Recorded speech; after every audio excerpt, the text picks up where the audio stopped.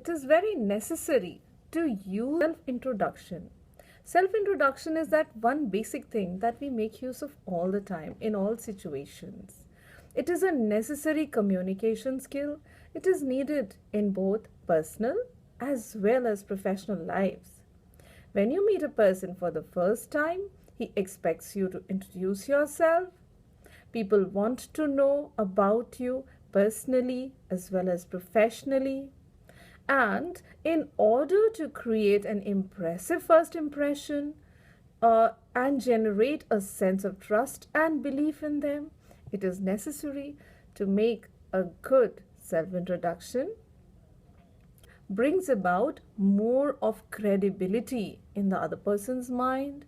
It enhances your reputation and creates, or rather opens, a path for your success. Success not only professionally, but also in personal relationships. It motivates other people to believe in you and it helps you to gain self-confidence. It helps in increasing your strengths and leads you to growth. So, it is important to give a great self-introduction speech. Now, let's look at it this way. Do you only meet people whom you know? Or do you also meet people who are not known to you at family functions, social gatherings, at workplaces? So, how would you let these people know something about you? Whatever you say about yourself is a first impression, and first impressions have a very, very lasting impact. Let's imagine a situation that you were to walk into your new office for the first time and you had to meet an entirely new set of colleagues. At this time, a first meeting could be called for. You have to meet people whom you don't know. You could face other situations like a work-based seminar where you go and meet people from other organizations. You could be meeting a hobby club, a dance class, or any other thing. You might be walking into a supermarket also is a place where you're meeting unknown people. The possibilities are endless. And the one thing that these settings generally share is the need to make a bunch of strangers feel at ease, to quickly establish a sense of unity or belonging with you. And one of the commonest way of breaking the ice when there are a number of strangers, of course, grouped together, is to give a brief self-introduction speech. It might be your first day in school or a first day in a new college. First impressions do count. So let's look at the elements that go together to make a good self-introductory speech. Let's look at some tips that you could make use of. First of all, state your name clearly and have a pleasant expression, or rather a smile on your face. Placing yourself.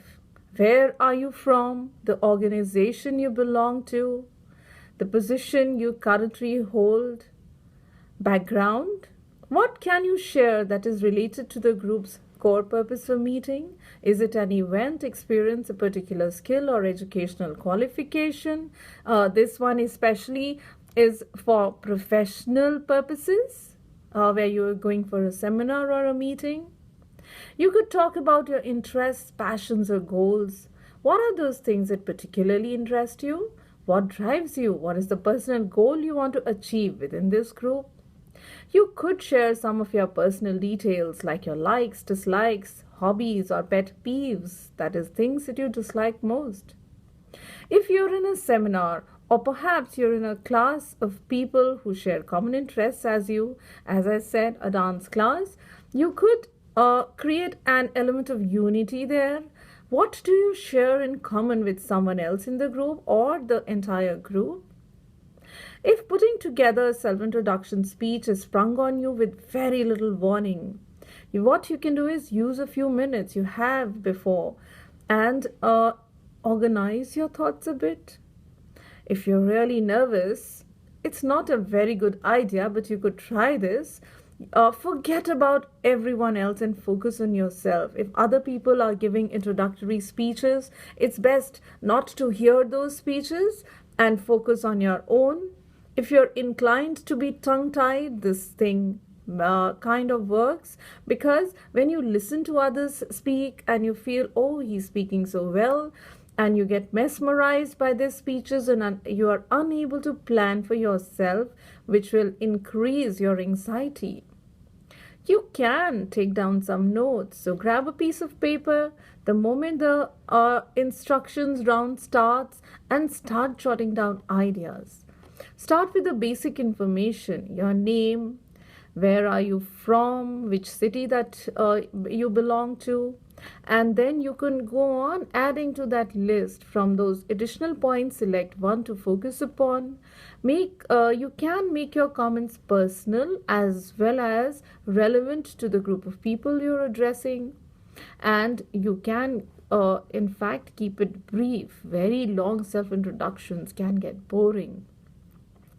There are a number of ways in which you can introduce yourself. Some expressions are hello or good morning. My name is, you can say, my name is Catherine. I am from Nagpur. It's nice to meet you. I am pleased to meet you. Or let me introduce myself. I'd like to introduce myself. That is, then you can state your name. Introducing yourself to someone does not mean that you're just telling your name.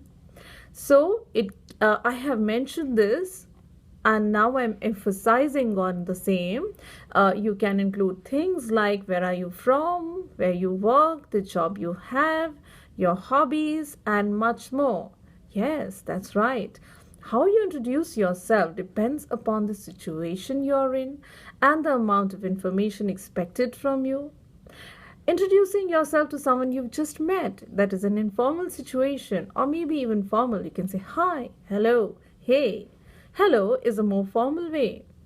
These are universal phrases and you can use them with anyone, be it a senior or a junior or a relative or someone younger. These phrases are suitable for both formal and informal situation. But saying hi and hey can be avoided in formal situations. Saying hello or hi isn't enough. You have to tell the person your name. You can start with something simple like, hi, my name is Manya, or hello, I am Manya. In formal situations, you may want to give both your first and last name. So you can say, I am Manya Malhotra. When you're talking with friends, you can use a colloquial expression like, they call me Murthy.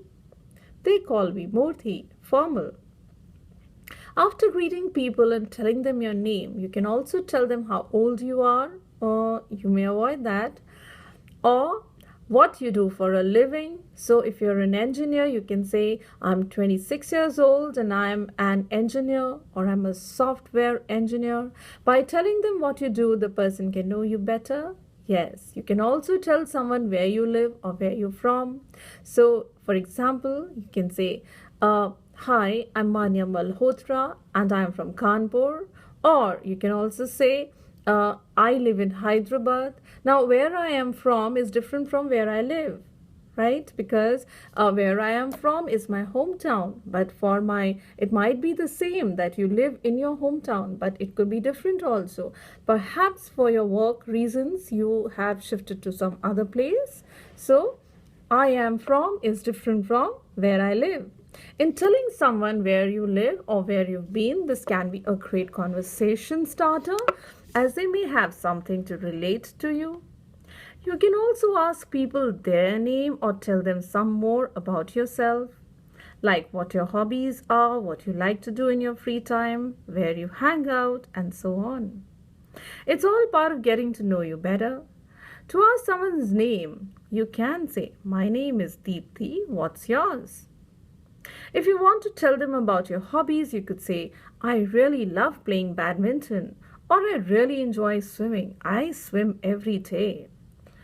Those were more of informal situations. Let us also go through formal situation. Perhaps you had to interview yourself before, or rather in an interview. So let's look at how to give self-introduction in an interview. You could start with a smile on your face and give details about your name, place after greeting. If necessary, add your family details. It's important to tell about your educational qualifications. Share about why you want to do the job that you are appearing for the interview. For the person who inspired you a lot, you could speak about that. It's impressive. You may speak about your interests or hobbies. When you are in an interview, think about a hobby which is creative or productive. Something like, my hobby is watching TV it's not really a hobby. It's how you spend your free time. That's it. So these are things you need to avoid.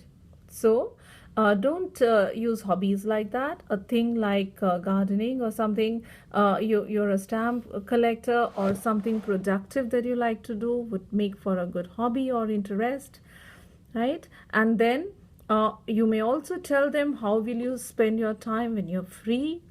Tell about your skills. You might have some skills which are different from your educational qualifications, like I know how to do calligraphy, or I can sing well, or I'm a very good badminton player. They could qualify as skills. And then conclude by saying thanks to the person who's listening to you. Let's also go through a model speech. You might be waiting to listen that. Good morning, sir, or good morning, ma'am. It's my pleasure to introduce myself. I am Sanjay from Mumbai. Currently, I am pursuing my final year of electrical engineering from East Point Engineering College, Bangalore. I completed my schooling from National Public School, Bangalore. My father works in Reliance India Limited as a senior manager, and my mother is a teacher. My strengths are my self-motivation and self-discipline. Combined with these, I also have the ability to lead the team. I'm quite adaptable and receptive to new ideas. I'm a good listener and I'm a quick learner. My weakness is that I'm a perfectionist and I cannot tolerate any laxity in my work. My short-term goal is to work hard and prove my worth. Working with an esteemed organization such as yours, I'll get the platform to do that. My long-term goal is that I want to be one of the reasons for the success of your organization. That's all, sir. Thank you for giving me such a wonderful opportunity. I hope this extra learning lesson was helpful, and now you can practice this and be better at introducing yourself to other people. Thank you.